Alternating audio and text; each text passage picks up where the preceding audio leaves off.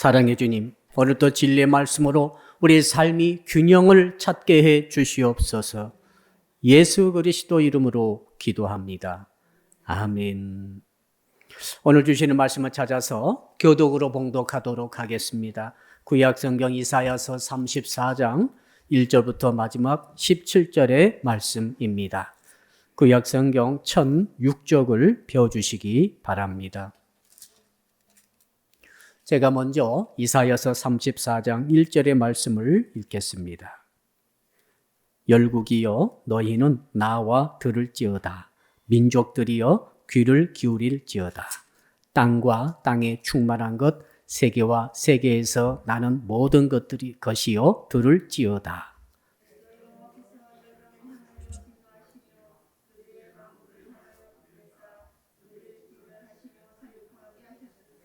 그 살육당한 자는 내 던진 바 되며 그 사체에 악취가 솟아오르고 그 피에 산들이 녹을 것이며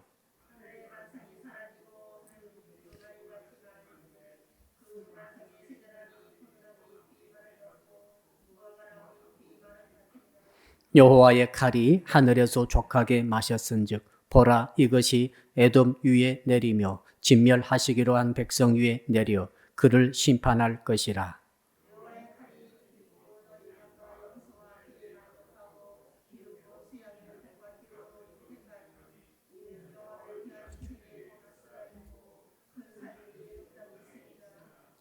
들소와 송아지와 숫소가 함께 도살장에 내려가니 그들의 땅이 피에 취하여 흙이 기름으로 윤택하리라.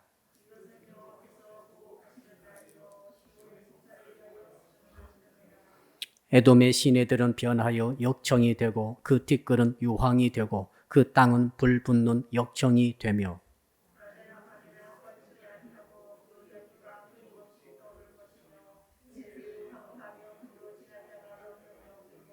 당아새와 고슴도치가 그 땅을 차지하며 부엉이와 까마귀가 거기에 살 것이라. 여호와께서 그 위에 혼란의 줄과 공허의 줄을 들이우실 것인즉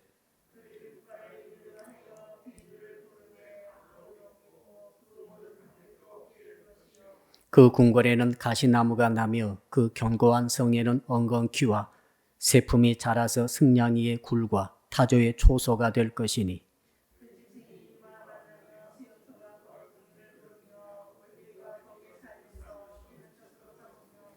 부엉이가 거기에 깃들이고 알을 낳아 까서 그 그늘에 모으며 솔개들도 각각 제 짝과 함께 거기에 모으리라.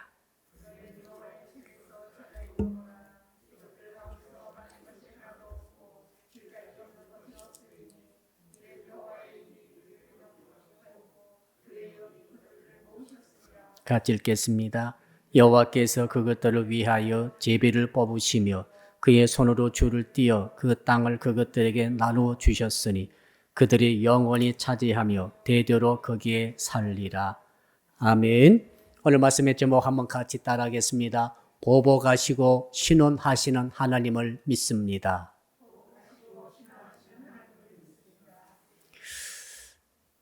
옆 사람 한번 인사할까요? 당신은 무슨 원한이 있습니까? 원한하면은 떠오르는 한국 속담이 있습니다. 여인이 한을 품면은 온유월에도 서리가 내린다. 온유월은 음력으로 5,6월이니까 양력으로는 7, 8월이죠. 1년 중 가장 더울 때, 그때 서리가 내리면 어떻게 될까요?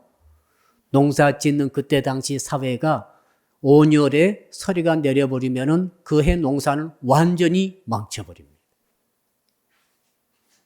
한 여인이라고 하는 것은 그때 당시에 가장 연약한 여인, 가장 연약한 계층의 사람을 뜻하게 되죠.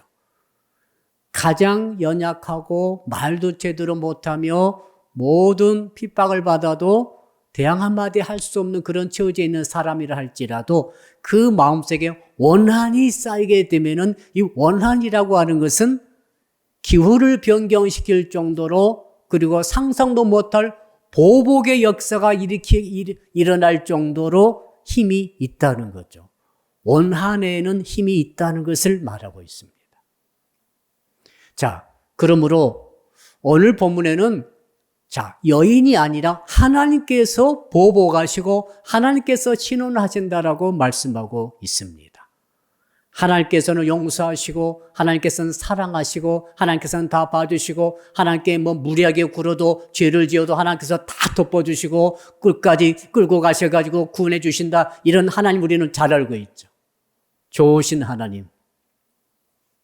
그러나 성경은 동시에 보복하시고 신원하시는 하나님을 말씀하고 있습니다. 용서하시는 것이 아니라 절대 용서하지 않으시는 하나님. 사랑하는 대신에 절대 징계하시고 징치하시는 하나님. 덮어주신 하나님이 아니라 절제하게 그것을 까발려서 모든 죄와 허물의 그 본질을 밝히시는 하나님. 결국 모든 인생을 구원해 주신 하나님이 아니라 철저히 심판하셔서 지옥 불속에 던져 넣으시는 하나님. 놀랍지 않습니까? 우리가 믿는 하나님은 정말로 이 양면성을 그대로 갖고 계시는 하나님인 것을 성경이 말해주고 있어요. 그래서 성도 여러분들이 한쪽으로 치우치면 안 됩니다. 어떤 분은 그래요. 계속 용서하시는 하나님, 허물을 덮어주시는 하나님, 잘못해도 봐주시는 하나님, 결국에는 나를 끝까지 붙들어 주셔가지고 내가 잘못함에도 불구하고 구원해 주시는 하나님, 이 하나님 믿기 때문에 하나님을 안 무서워합니다. 정말 그렇게 끝까지 날 붙들어 주시고 이끌어 주시는 하나님이라고 하신다면 우리가 하나님 무서워할 필요가 뭐가 있겠어요? 엄마 무섭지 않죠? 엄마는 다 봐주실 때가 있고 다 챙겨주시기도 하시고 용서도 계속해 주시고 그런 하나님. 아, 여러분의 엄마는 그렇지 않군요. 무서운 엄마였습니까? 일반적으로 저희 엄마들은 봐주시고 사랑해 주시고 용서해 주시고 아무튼 돌아가실 때까지 자식 걱정에 늘 힘을 다 써버리시는 그 어머니. 그렇죠? 지금도 그러시죠? 여러분, 하나님을 그렇게 생각하시면 안 되는 거예요. 왜 그런가 하면은 성경을 제대로 들어가 보면은 물론 신약 구약 전부 다 합해서 그렇습니다. 이게 양면성이 정확하게 드러나고 있어요. 한쪽으로는 사랑의 하나님이시지만은 한쪽으로는 정말로 징계하시는 하나님이세요. 천국을 만드셔서 우리로 하여금 천국에 올라오게 하신 하나님이시지만 한편으로는 지옥을 만드신 하나님. 확실하죠? 지옥에 던져버리시는 하나님. 정말 하나님의 성미를 건들고 하나님의 감정을 건들고 하나님의 뜻을 어긋나게 하는 그 심령, 그 나라, 그 가정, 그 가문 할 것 없이 하나님께서는 그렇게 자기 자신을 보복하도록 만드시는 그런 존재에 대해서는 끝까지 복수하시는 하나님, 하나님을 원한사게 만들고 하나님을 분노하게 만들고 하나님을 화나게 만드는 그 심령에 대해서 그 나라와 그 단체에 대해서 하나님 용서하지 않으신 하나님 이것을 지금 계속 보여주고 있지 않습니까? 지금까지 열방의 10개국에 대한 하나님의 징계, 어떤 심판의 이유를 말씀해 주시고 심판의 과정을 지금까지 쭉 설명하고 있습니다. 자, 그러면서 오늘 그 파이널이죠. 35장까지가 열방의 심판에 대한 내용인데요. 오늘 34장 아닙니까? 한번 다시 제목 따라 합시다. 보복하시고 신원하시는 하나님이십니다. 보복은 복수하신다 이 말이죠. 복수. 신원은 복수를 해주신다. 하나님께서 하나님의 백성이 원한을 사고 있으면은 당신의 자식이 당신의 아들과 딸이 누구에게 당해가지고 엄청나게 원한을 갖게 되고 한을 품게 되면은 하나님께서 대신 복수해 주신다는 거죠. 예. 그리고 보복이라는 것은 하나님은 어떤 사람이 어떤 잘못을 했을 때 그것을 그대로 넘어가는 법이 없으십니다. 그대로 덮어주는 법이 없습니다. 그것이 아무리 작은 것이라 할지라도 하나님께서는 어떤 한계에 딱 도달하시게 되면 끝까지 추적하시고 정확하게 복수해 주신다. 보복하신다. 그 말씀이죠. 자, 오늘 보면은 용서란 게 없어져 버리죠. 그렇죠? 사랑이란 게 없어져 버립니다. 오히려 뭡니까? 아주 강력하게 정말 틈도 하나도 없이 정확하게 판단하시고 복수해 주시고 보복하시고 원한을 다 갚아버리시는 하나님, 당신의 마음속에 불타오르는 이 한에 대해서 이것을 풀어버리시는 하나님은 어떻게 풉니까? 용서가 아닙니다. 이것은 갚아줌으로 푸는 거예요. 일본 사람들 우리를 한 40년 괴롭혔죠. 후유증이 아직도 남아 있습니다. 그래서 우리 마음속에는 나도 모르게 뭐가 있습니까? 언제 복수할까? 이 원한을 언제 주님이 갚아주실까? 이렇게 기도를 해서는 안 되는데 가끔 이런 생각이 떠오르는 것은 사실이에요. 사람이 말이죠. 당하다 보면 이게 생기게 마련이죠. 여러분도 똑같습니다. 당하다 보면 한이 맺히죠. 이 한이라고 해서 쉽게 사라지지 않아요. 자, 그래서 여러분 오늘 성경 이사야 34장 보실 때는 보복하시고 신원하시는 복수해 주시고 절대 용서하지 아니하시고 갚으시는 그 하나님에 대해서 우리가 마음의 문을 열고 한번 말씀 속에 들어가 봐야 할 줄로 믿습니다. 왜? 오늘 본문도 하나님의 말씀 아닙니까? 어떤 분은 또 복수하시고 절대 용서하지 아니하시고 징치하신 하나님 쪽으로 기울어지는 사람도 있어요. 치우쳐 있는 거죠. 그러면 율법적인 사람이 될 수 있습니다. 하나님을 너무너무 두려워하게 되죠. 그러면 제대로 눌려가지고 살 수 없는, 제대로 당신의 자기 갖고 있는 그런 은사와 달란트와 소명도 이루지 못할 정도로 눌려 있을 수 있는 거죠. 그리고 상대방을 누릴 수도 있습니다. 율법주의적인 신자가 될 수도 있어요. 한편으로 너무 사랑과 용서 쪽으로 치우쳐가지고 하나님을 무서워하지 않고 두려워하지 않고 만홀히 여기게 되고 자기 자신대로 다 해보려고 나서 하나님께서 용서해달라고 하는 무책임한 그런 성도가 될 수도 있어요. 그리고 올바른 신앙은 무엇입니까? 하나님의 양면성, 하나님의 양쪽 계신, 하나님의 이 양쪽의 성품을 제대로 우리가 다 흡수하고 이해해서 내 삶 속에 높게 만들어서 내 삶이 균형을 잡아야 할 줄로 믿습니다. 사랑한다고 그래가지고, 사랑의 하나님을 우리가 믿는다고 그래가지고 하나님을 가볍게 여기면 안 되겠죠. 자, 보복하시고 철저히 징계하시는 하나님 우리가 믿는다고 그래가지고 우리가 할 바도 하지 못하고 용서와 사랑의 하나님을 잊어버릴 정도 되면 안 되겠죠. 이게 하나님께서 말씀을 통해 주시는 신비한 균형이 되겠습니다. 성숙한 사람은 이것이 균형이 딱 잡힌 성도이죠. 돈을 잘 벌었다고 그래가지고 까불지 않고, 어렵다고 그래가지고 원망하지 않고, 이게 내 속의 중심에서 딱 중심을 잡고 균형을 맞춤으로 어떤 경우 어떤 처지에서도 하나님이 있는 믿음이 흔들리지 않고 한쪽으로 치우치지 않고 좌로나 우로나 치우치지 않고 주께서 우리를 부르신 그 길로 쭉 걸어갈 수 있는 이런 성도가 되시기를 주 이름으로 축복합니다. 그래서 우리가 사랑과 용서의 하나님을 우리가 들었죠. 설교를 많이 들었습니다. 축복하시는 하나님, 용서해 주시는 하나님, 갚아주시는 하나님, 탕자를 기다리시는 아버지와 같은 하나님, 얼마나 좋습니까?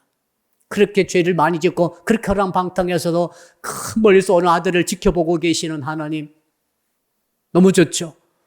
그리고 올 때 그 거렁뱅이 다 되어온 그 아들을 말이죠, 안아주시고, 우리를 안아주시고 반지를 껴주시고 아무도 묻지 않고 죄를 전혀 묻지 않았습니다. 내가 너에게 준 유산 어떻게 했니? 한마디도 묻지 않았습니다. 새 신발을 신겨주고 새 옷을 입혀주고 잔치를 벌여주시는 그 하나님의 모습 얼마나 감격스럽습니까? 여러분, 그런 우리가 그 하나님에 너무 몰입해가지고 정말로 해야 할 일을 하지 않고 차려야 될 정신을 차리지 않고 정말 하나님께서 철저하게 말씀하시는 하나님이라는 사실을 잊어버릴 때가 있으면 안 되겠다, 그 말이죠. 자, 그렇다면 어떻게 하면은 이 하나님의 이 보복과 원수를 갚아주시는 것에서 피할 수 있는가? 이건 우리가 피해야 됩니다. 여러분, 한 여인이 한을 품어도 그의 농사를 망친다는 것 아니겠어요? 하물며 절대자이시고 전능하시고 전지하신 그 주권자이신 하나님을 화나게 만들고 그 하나님을 하여금 원한을 품게 만들어가지고 그 인생이, 그 가정이, 그 나라가 제대로 살 수가 있겠습니까? 그러므로 우리는 저 보복하시는 하나님, 신원하신 하나님, 복수하신 하나님을 절대 그 복수에서 우리는 벗어나야 할 줄로 믿습니다. 하나님의 보복에서는 절 당하지 않고 우리가 피할 수 있는 길을 열어가야 할 줄로 믿습니다. 우리가 하나님 믿는다는 것은 뭡니까? 하나님의 보복을 피해가는 거예요. 하나님의 복수를 피해가는 거예요. 그건 무섭기 때문에. 그건 정말로 살 수 없습니다. 오늘 본문이 그것을 말하고 있어요. 내가 한번 너희들을 보복하고 내가 너희들에게 나의 원한을 풀게 되면 어떤 일이 있는 줄 아느냐 하면서 그 애를 쫙 쓰고 있어요. 자, 이런 전예를 가지고 한번 말씀에 들어가 봅시다. 우리 한번 1절을 읽어보겠습니다. 1절 시작. 열국이여 너희는 나와 들을지어다. 민족들이여 귀를 기울일지어다. 땅과 땅에 충만한 것 세계와 세계에서 나는 모든 것이여 들을지어다. 오늘 3번이나 반복해서 1절에 나와 있죠. 들어라, 들을지어다, 들을지어다. 3번은 성경에서는 강조하는 이 문학의 표현의 방법입니다. 이것은 절대 잊지 말아라, 절대 마음판에 새기라, 이거만큼은 절대 놓쳐서는 안 된다. 이걸 너무너무 강조하는 것이 3번 반복하는 것이죠. 우리가 하나님의 복수, 하나님의 보복을 피해가려면, 하나님의 원한을 사지 않으려면 어떻게 됩니까? 말씀을 드려야 되는 거죠. 주의 경고 말씀을 드려야 됩니다. 어떻게 듣습니까? 또 듣고 또 듣고 또 들어야 할 줄로 믿습니다. 매주 들어야 됩니다. 매일 들어야 됩니다. 또 들었는데 똑같은 말씀 또 하시는 아닙니다. 계속 듣고 또 들어야 합니다. 그래야만 하나님의 원수를 사지 않는 거죠. 하나님의 원한을 피해갈 수 있는 거죠. 강아지도 한번 강아지에게 원한 사게 되면 끝까지 물어요. 물고 달려들어요. 그거 아시죠? 한번 강아지를 잘못해가지고 강아지가 나에 대해서 원한 사게 되면 나를 딱 기억하고 있다가 평생 나만 보면은 짖어요. 예, 얼마나 우스운지 몰라요. 저 미물 같은 강아지도 한번 원한 사게 되면은 정말 그 집은 갈 수가 없는 거예요, 이제. 강아지를 없애버리든지 아무튼 그건 못 가는 거예요. 하물며 여러분들이 아무리 어린 사람이라 할지라도 약한 사람이라 할지라도 원한 사지 않기를 주 이름으로 축복합니다. 우리 기업체 사장님들이 큰 기업 하는 분들이 계시잖아요. 뭐 S모 기업, L모 기업, 여러분 기업체 사장님들이 정말 조심해야 됩니다. 네, 지금은 돈이 권력 아닙니까? 그러니까 이걸 가지고 정말로 그 밑에서 일하는 분들을 원한 사게 만들면 안 되는 거예요. 왜요? 그 사람이, 그 당한 사람들이 원한을 품게 되는 것도 문제겠지만은 하나님께서 다 들으시고 하나님께서 전부 듣고 계시고 알고 계시면서 보복하시고 원한을 갚아주시는 줄로 믿습니다. 잘 될 리가 없어요. 예. 이거 정말 무서운 거예요, 이게. 우리 무서움을 알아야 돼요. 자, 이런 것을 모르고 정말로 쉽게 사람들에게 한을 맺히게 해서는 안 되는 것이죠. 저는 성도 여러분들이 이 땅에 생을 마치고 천국에 가실 때에 정말 한 명에게도 원한 사는 일이 없기를 주 이름으로 축복합니다. 혹시 원한 사는 일이 있다고 한다면 다 해결하시고 다 푸시고 정말 어떻게 해서든지 사죄하시고 용서 받으시고 천국 가시기를 주 이름으로 축복합니다. 한을 남기고 가서는 안 되는 거죠.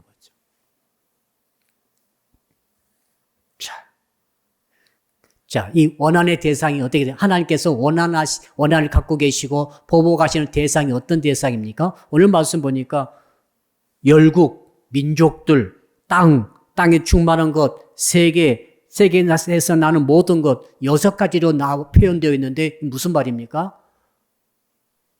하나님께서 한번 원한을 품으시고 갚으시기 시작하면은 예외가 없다는 거예요. 모든 사람에게, 모든 나라에게, 모든 심령들에게 원한을 갚으신다는 것이고 사람뿐만 아니라 그 어떤 물질도, 어떤 물건도, 어떤 세력도 예외 없이 전부 다 하나님께서 원한을 갚으시게 된다면은 반드시 원한을 갚으신다는 것이에요. 예외가 없어요. 나는 예외겠지. 아닙니다. 그거 아닙니다. 그걸 말씀하고 있어요. 자, 이렇게 주님의 보복의 경고의 말씀을 듣고 또 들어가지고 절대 하나님께 원한을 사지 않아야 되는데 이걸 듣지 못했을 때 어떤 일이 일어나는가? 2절 우리 읽어볼까요? 어떤 일이 일어납니까? 2절 시작. 대저 여호와께서 열방을 향하여 진노하시며 그들의 만군을 향하여 분내사 그들을 진멸하시며 살육당하게 하셨은즉, 자, 열방이든 만군, 군대이든 상관없이 하나님을 원한사게 만들었다고 한다면은 하나님께서 어떻게 한다고 그랬습니까? 하나님이 원한 푸시는 방법은 진멸이라고 그랬어요. 진멸, 살육입니다. 대살육. 한두 사람 죽는 게 아니라 몽땅 몰살당하는 것을 말씀하고 있어요. 여러분, 노아 홍수 때 보십시오. 몰살당하지 않습니까? 자, 1차 세계대전 때 얼마가 죽었습니까? 5천만, 4천만이 몰살당하고 2차 세계대전 때 5천만이 몰살당했습니다. 거의 군인만 그런 거예요. 민간인들 숫자 따지면 얼마가 죽었는지도 몰라요. 자, 지금 코로나19로 인해서 우리가 지금 얼마가 죽었습니까? 전 세계 인구가 지금 보니까 한 300만 돌아가신 것 같아요. 우리 한국에도 한 1700여 명 돌아가셨죠. 1년 새. 우리는 생각해 봐야 되는 것이죠. 하나님의 분노 푸시는 방법은 그냥 고생시키는 정도가 아니구나. 이건 진멸이라고 그랬어요. 정말 이것은 몰살시키는 거예요. 한두 사람 죽는 게 아닙니다. 그러면서 어떻게 됩니까? 3절 시작. 그 살육당한 자는 내 던져받으며 그 사체의 악취가 솟아오르고 그 피에 산들이 녹을 것이며, 그 살육당한 자가 너무너무 많으니까 파묻을 것이 없고 파묻어줄 사람도 없어요. 여러분, 우리도 마찬가지입니다. 지금 그러니까 100명 돌아가시고 200명 돌아가시고 300명 돌아가시고 지금 1700명 돌아가셨죠. 우리는 충분히 장례를 지내고 있죠. 근데 만일에 이 도시의 절반이 죽었다. 도시의 3분의 1 인구가 다 전멸당했다. 그러면 장례를 못 치르는 거예요. 시체가 여기저기 다 아무렇게나 널브러져 가지고 그 시체가 썩은 냄새가 막 진동하는 것입니다. 그리고 그 산에 이곳저곳 죽어간 시체에서 흐르는 피들이, 그 고름들이, 물들이 흘러내려오면서 산을 녹인다. 이 말은 무슨 말입니까? 산의 흙들을 다 끌고 내려오는데 그게 골짜기의 물이 아니라, 그 빗물이 아니라 뭐라고요? 핏물이 산을 허물어뜨릴 정도로 흘러내리더라. 계곡을 흘러내리더라. 이 말입니다. 여러분, 좀 묵경천이 선발선 흘러내려올 때 그게 그냥 피라고 생각해 보세요. 이렇게 된다는 것이죠. 언제요? 몰살당해가지고 파묻을 사람도 없어요. 장례 지를 수가 없어요. 이게 하나님의 진노의 표현의 방법이다. 그러므로 우리는 절대로 하나님의 원한을 사서는 안 되고 하나님의 보복의 대상이 되어서는 안 되는 줄로 믿습니다. 절대 우리는 하나님 앞에 까불어서는 안 되는 거예요. 하나님을 가볍게 여기서는 절대로 안 되는 거예요. 4절 볼까요? 어떤 일이 있습니까? 4절 시작. 하늘의 만상이 사라지고 하늘들이 두루마리같이 만류되 그 만상이 쇠전나무 포도나무 잎이 마른 같고 무화과나무 잎이 마른 같으리라. 하나님께서는 그 사람에 대해서 원한을 삼으시고 그것을 보복하시지만 그 사람이 살고 있는 그 세상 전체까지라도 하나님이 다 두루두루 말아가지고 없애버리신다는 거죠.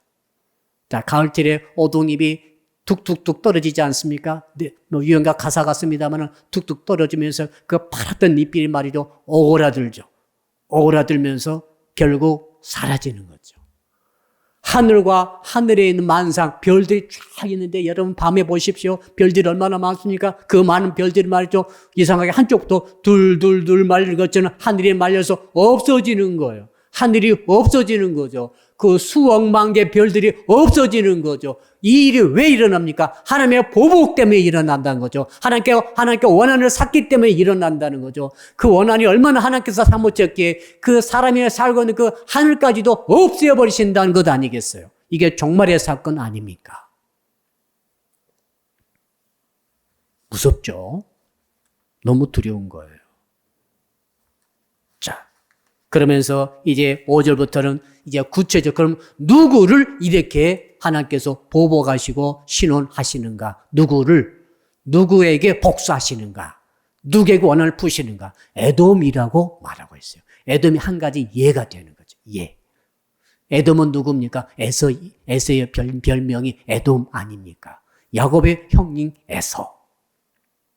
자, 에서 같은 인물은 정말 성경에서 가룟 유다와 더불어서 제일로 해서는 안 될 역할이 에서예요. 에돔이에요. 야, 에돔은 하나님의 여호와의 진노의 대상이 됐다라고 표현하고 있습니다. 자, 어떻게 심판을, 에돔에 대한 심판을 어떻게 예고하시는가? 5절 볼까요? 여러분 5절 읽어볼까요? 시작. 여호와의 칼이 하늘에서 족하게 마셨은즉 보라 이것이 에돔 위에 내리며 진멸하시기로 한 백성 위에 내려 그를 심판할 것이라. 무슨 말입니까? 하늘에 여호와의 칼이 준비되어 있다 이 말이죠. 사람이 칼로 에돔을 치는 게 아니라 하나님께서 하늘에서 칼을 갈아가지고 지금 이 에돔을 쳐버리려고 준비를 다 하시다가 때가 되므로 칼을 하늘에서 떨어뜨리는 거죠. 수직으로 하늘에서 떨어뜨려가지고 에돔의 머리통을 쪼갠다는 거예요, 지금. 그 표현이에요. 얼마나 잔인하고 무섭습니까? 자, 그러니까 여러분, 하늘에서 칼이 떨어지면 누가 막을 수 있겠어요? 그렇죠. 막을 수가 없는 하나님의 분노, 진노의 표현이 칼로 에돔의 머리 위에서 떨어진다는 거죠. 하나님께서 직접 보복하신다는 거죠. 와, 이렇게 어떻게 살아나겠어요? 6절과 7절은 어떤 말입니까? 그들의 모습이 너무 비참하죠. 6절, 7절 읽어봅시다. 시작.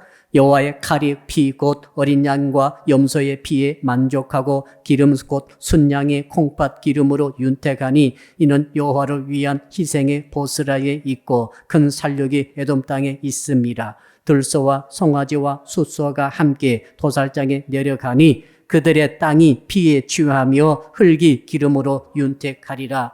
하나님, 이 여호와의 칼이 말이죠. 이 에돔의 사람들을 다 쳐버리는데 어떻게 치는가 하면은 그 예루살렘 성전에서 제사 드릴 때에 수없이 많은 가축들을 가져오지 않습니까? 그 가축들을 가져오면 제사장들이 준비하고 있다가 전부 다 목을 짜고 치고 피를 쏟고 그 다음에 내장을 갈라서 내장과 기름을 떼어내는 이 작업을 하지 않습니까? 그러니까 그때 여러분 한두 마리가 아니죠. 수십 마리, 수백 마리, 수천 마리, 수만 마리의 그 가축들을 피를 뿌리고 이 배를 가름으로 말미암아 그것이 어떻게 되겠어요? 성전과 그 주변은 말이죠. 피 범벅이 되는 거죠. 피가 막 강물처럼 흐른다고 그래요. 그때 그러니까 6월절 같은 때 양을 한꺼번에 잡을 때는 말이죠. 예루살렘 앞에 그 천이 있지 않습니까? 천이 이렇게 계곡의 천이 쭉 흘러가는데 그 천에 뭐가 흐릅니까? 피가 흐르는 거예요. 온 성 안에 피 냄새가 진동하겠죠. 그리고 피와 더불어 기름. 기름이 말이죠. 흙에 들어가가지고 흙이 기름과 섞어져가지고 기름이 땅이 윤택하게 되더라. 이런 표현을 쓰고 있지 않습니까?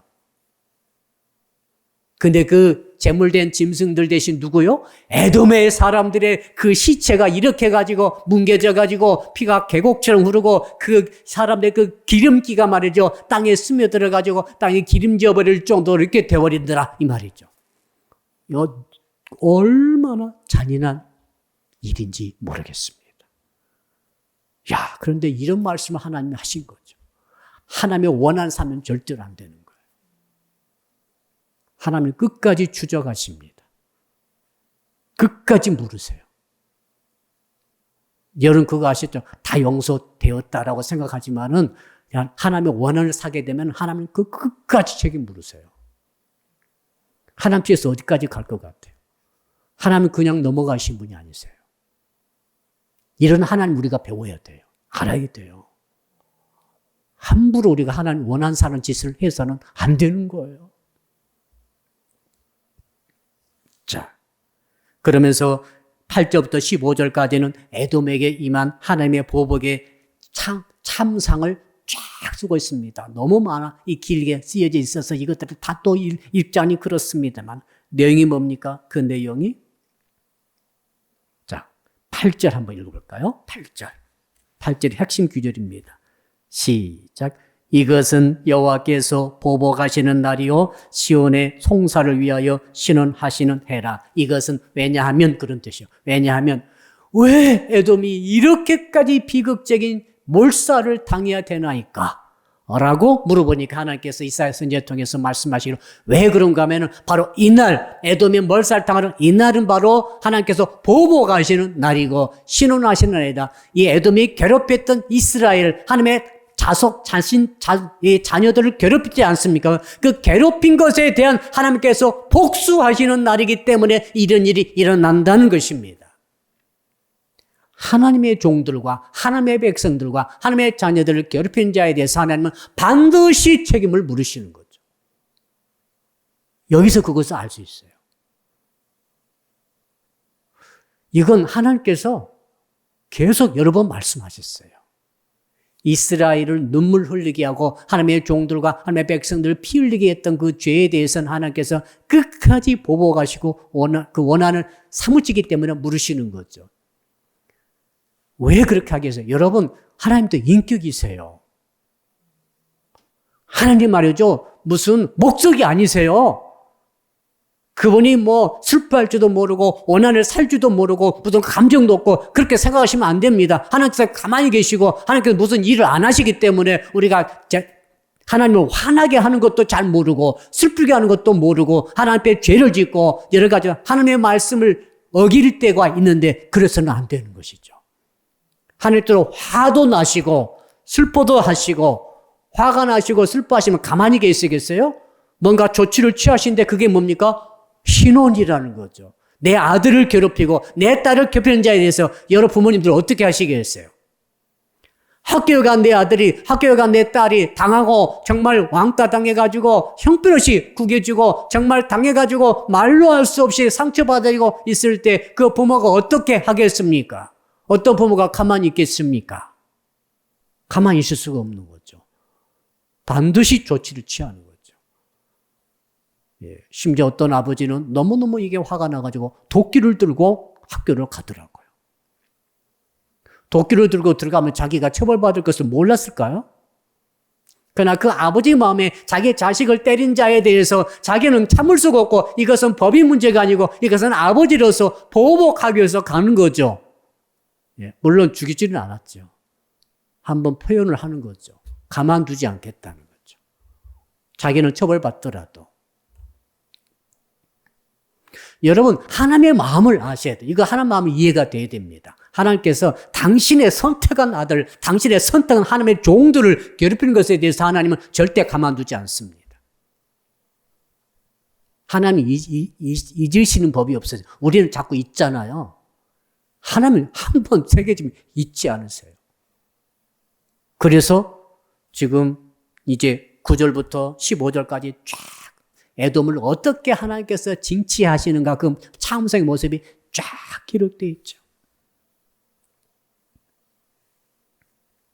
자, 여러분, 그래서 한번 질문해 봤어요. 도대체 에돔이 얼마나 악한 짓을 했길래 이러십니까? 라고 물어봤더니 사실은 성경적으로는 그렇게 괴롭힌 것이 별로 없어요. 있다고 한다면 이겁니다.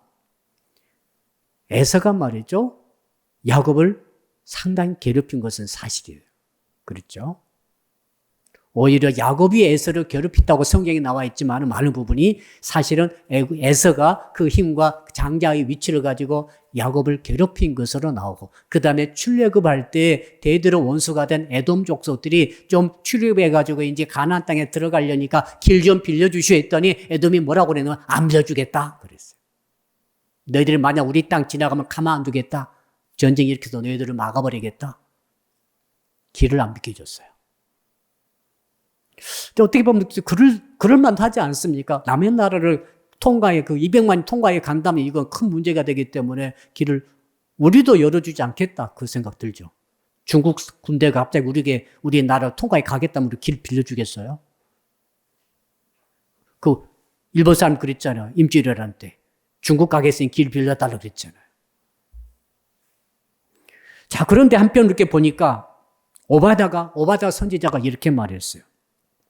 에돔에 대해서 이 말씀하실 때, 자, 예루살렘의 이방 사람들 아수르에게 유린당하고 바벨론에게 유린당해가지고 얼마나 고생했습니까?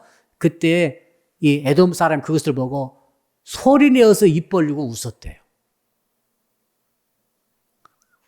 이제 자기의 동족 사실은 피를 나누는 형제 국가죠. 형제 민족임에도 불구하고 얼마나 미워했길래, 이게 아주 중요한 점입니다. 에돔은 너무너무 야곱의 족속 유대인들을 미워해요. 너무 미워해가지고 그들이 당하고 있으니까 껄껄껄 소리내서 웃었다는 거예요. 오바댜 선지자가 이걸 쓰고 있어요. 여기서 뭘 알 수 있습니까? 아, 그렇구나. 하나님께서는 당신의 아들, 딸이 누군지 아시잖아요. 아들, 딸이 이렇게 했는데 그 아들, 딸을 모욕하고 아들, 딸을 조롱하고 뿐만 아니라 아들, 딸을 괴롭힐 뿐만 아니라 아들, 딸을 미워하는 그 세력에 대해서 하나님은 반드시 복수하신다.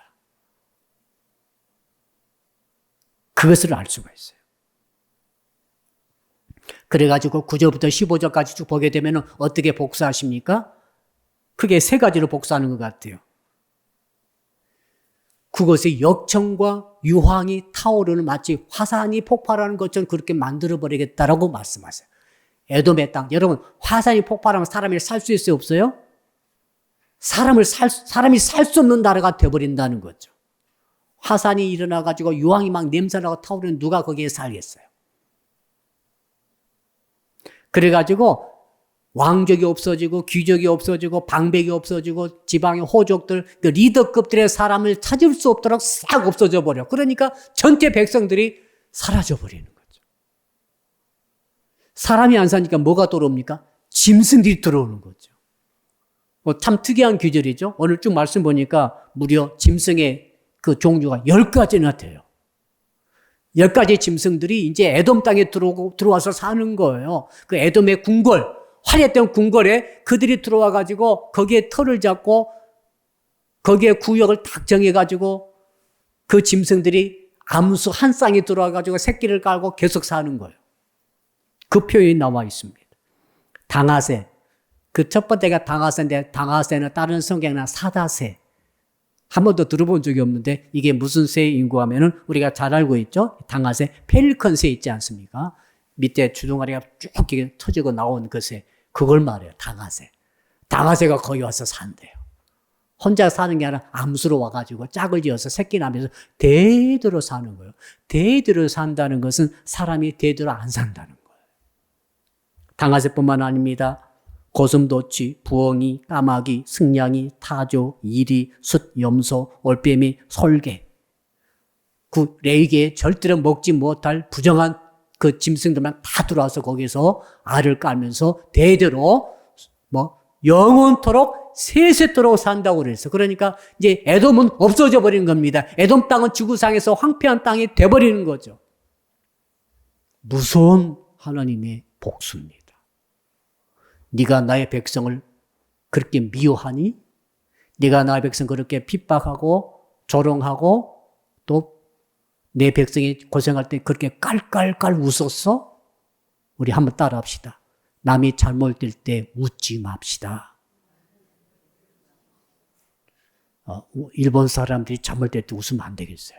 웃으려고 그랬는데 일본 사람 중에서 하나님 백성이 있겠어 없겠어요? 있어요. 1%밖에 안 된다 할지라도 있어요 없어요? 있단 말입니다. 그러니까 일본은 침몰을 한다고 그럽니다. 일본은 물속에 들어간대 결국. 들어가야 되는데 그때라 할지라도 우리는 절대 웃으면 보이면 안 돼. 입을 딱 가리세요. 따라합시다. 입을 가립시다. 속으로는 어쩔지 모르지만 입은 가려야 돼요. 왜? 오바댜 선지자가 그렇게 말했지 않습니까? 입을 크게 벌리고 웃었다.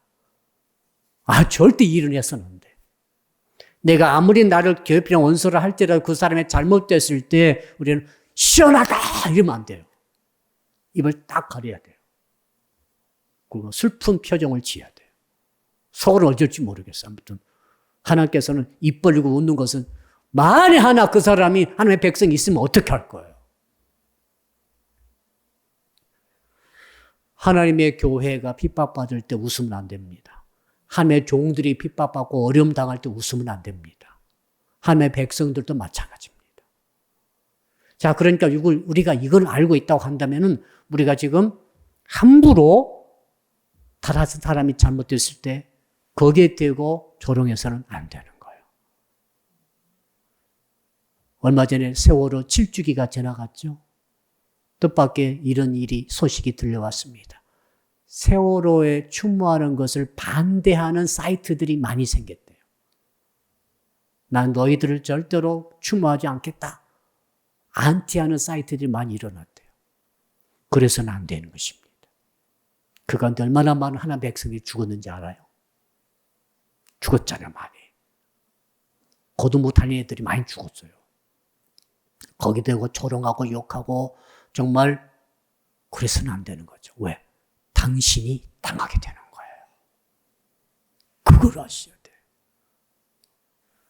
자, 이러면서 우리 11절 한번 읽어볼까요? 11절 어떻게 참상이 진행되는지 11절 시작. 당아새와 고슴도치가 그 땅을 차지하며 부엉이와 까마귀가 거기에 살 것이라. 여호와께서 그 위에 혼란의 줄과 공허의 줄을 들이우실 것인지. 혼란의 줄, 줄은 말이죠, 다림줄이죠. 건축할 때 줄이 반듯하게 탁 내려와야 건물이 반드시 들어서는 거죠. 근데 줄이 혼란스러워. 건물이 비틀비틀 지어지는 거죠. 그 다음에 추가 뭐 묵직한 추가 딱 벗겨져야 그 무게 때문에 줄이 반듯해지는데 추가 어떻게 됩니까? 공허해. 추가 텅 비어가지고 갈대처럼 흔들거려요. 그러는 건물을 지을 수 있어요? 없어요? 없게 되는 거죠. 태초에 하나님께서 천지를 창조하실 때 혼돈과 공허가 깊은 가운데 있다고 그랬죠. 그러니까 지금 에돔이 어떻게 되는가 하면 창세전에 혼돈과 공허가 있는 것처럼 그 상태가 되어버린다는 거죠. 얼마나 혼돈이 깊고 얼마나 그 공허가 깊었는지 그렇게 저주를 받아버리게 된다는 것이죠. 지옥의 모습이죠. 그러므로 절대로 원수가 잘못됐다 할지라도 우리는 입을 벌리고 웃어서는 안 될 줄로 믿습니다. 그리고 하나님의 종들을 미워해서는 안 돼요. 목사님들 미워하지 마세요. 부탁합니다. 왜 그런지 아세요? 내가 당할 수 있어요. 다윗이 잘못해가지고 하나님께 벌을 받지 않습니까? 그때 웃었던 자들 어떻게 됐죠? 다 나중에 죽임당하게 됩니다. 이 원리가 뭐냐면 하나님의 백성이기 때문에 그래요. 내 자식이 잘못했어. 근데 누가 내 자식 잘못했다고 말을 해. 그 어머니, 아버지 심리가 어떠겠어요? 가만 안 두는 거예요, 그거. 하나님께서 당신의 자식이 있는데 당신의 자식을 불신자들이 막 욕을 하고 괴롭히고 그래요. 잘못했기 때문에. 잘못한 것 자체는 사실이야. 하나님의 마음은 그거 가만히 안 두시겠다는 거예요. 자, 유대 백성이 잘못했어요. 주께서 벌을 내리시잖아요. 바벨을 쳐가지고 치시잖아요. 포로 잡혀가게 하시잖아요. 그러나 그 틈에 웃고 있었던 에돔은 어떻게 하십니까? 완전히 공허와 혼돈으로 몰살시켜버리겠다. 이 말씀 아닙니까? 이거 원리입니다, 원리. 자, 그렇다면 우리가 이제 어떻게 되겠는가? 결론으로 16절입니다. 16, 17절인데요. 우리 16절 한번 읽어볼까요? 시작. 너희는 여호와의 책에서 찾아 읽어보라. 이것들 가운데서 빠진 것이 하나도 없고 제짝이 없는 것이 없으리니 이는 여호와의 입이 이를 명령하셨고 그의 영이 이것들을 모셨습니다. 자, 이 규제를 오해하면 안 돼요. 지금까지 어떻게 오해를 많이 하셔가지고 목사님들이 설교를 많이 하셨는가 하면은 이게 바로 하나님의 모든 말씀은 짝이 있다 이렇게 생각했거든요. 그러니까 짝을 막 찾아가지고 이렇게 붙이기도 하고 이런 설교도 많이 하시고 그런 설교 들으신 적 있으시죠? 물론 그렇게도 해석할 수도 있겠습니다만 이게 문맥으로 보면은 짝은 어떤 짝이에요? 당하새의 짝, 고슴도치의 짝, 올빼미의 짝 그걸 말하는 거야 지금. 짝이 없는 짐승이 하나도 없다 이 말은 전부 다 부부관계를 맺고 이것들이 번식하고 있더라. 그럼 왜 그렇게 됐습니까 했더니 여호와의 영이 그것을 모으셨다. 여호와의 영이 성경 말씀을 짝으로 모셨다. 이 말도 되지만은 사실 문맥에서는 그게 아니에요. 그게 아니라 여호와의 영이 성령께서 뭘요? 그 당하새 짝을 데리고 오신 거예요. 고슴도치 짝을 어디서 불러오신 거예요. 신기하죠? 그리고 그 짝들이 영역을 정해져 가지고 어떻게 합니까? 우리 17절 마지막 읽어볼까요? 17절 시작. 여호와께서 그것들을 위하여 제비를 뽑으시며 그의 손으로 줄을 띄어 그 땅을 그것들에게 나누어 주셨으니 그들이 영원히 차지하며 대대로 거기에 살리라. 자, 우리 사람들이 땅을 살 때 여러분 집이 몇 번지인지 아시죠? 창인이 우리 교회는 수레로입니다. 수레로 1163에 15. 이 번지는 우리 땅이에요. 교회 땅이에요. 교회 건물이에요. 이러듯이 하나님께서 하나님의 영이 짐승들을 다 불렀다는 거죠. 방아새 펠리컨부터 시작해가지고 이 기어다니는 고슴도치까지 부엉이 올빼미 다 불러가지고 이리까지 다 불러가지고 순념소 다 불러가지고 구역을 딱딱딱 정해줘가지고 지들은 지끼리 살겠지만은 하나님께서 다 정해주셨다는 거죠. 번지수까지 다 정해주셔가지고 여기서 살아라. 그 산 곳이 어디입니까? 바로 에돔의 궁궐터에서 혹은 성벽의 터에서 이제 화려한 집이 다 무너져버리고 황폐했던 곳에서 그곳에서 짐승들이 살되 어떻게 해요? 알을 까면서 대대로 살게 함으로 에돔은 완전히 없어져 버렸다. 이 표현을 지금 하고 있는 것이죠. 결론은 뭡니까? 아, 그렇구나. 왜 이렇게 됐나? 왜 이렇게 됐습니까? 했더니 거기에 정확하게 나와 있죠? 한번 따라 합시다. 여호와의 입이 명령하셨기 때문입니다. 그러므로 말씀을 듣고 들으며 들으시기를 주 이름으로 축복합니다. 기도합시다.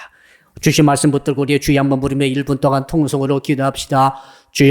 주여, 보복하시고 신원하시는 하나님이시여, 이렇게 두렵고 떨리는 마음으로 주의 말씀을 들었나이다. 내가 한 번 말한 것을 내가 지키리라 말씀하신 주님, 하나님의 종, 하나님의 아들과 딸들을 절대로 우리가 원한 사도로 하지 않게 하여 주시옵소서. 아무리 약한 자라 할지라도 한을 맺히지 않게 하여 주시옵소서.